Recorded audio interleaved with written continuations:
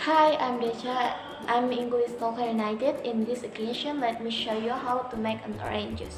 Let's start. The ingredients are 2 oranges, manual process juicer, knife, sugar, glass, cutting board, and ice cups. First, cut the oranges into 2 pieces.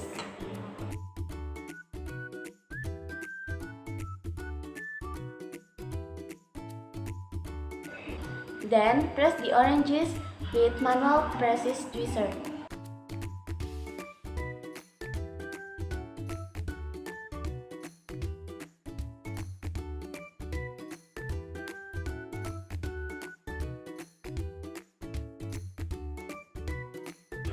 After that, put the oranges that has been pressed into the glass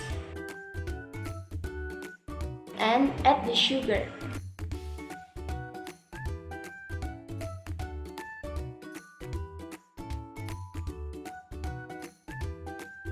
And the last, put ice cup in these oranges.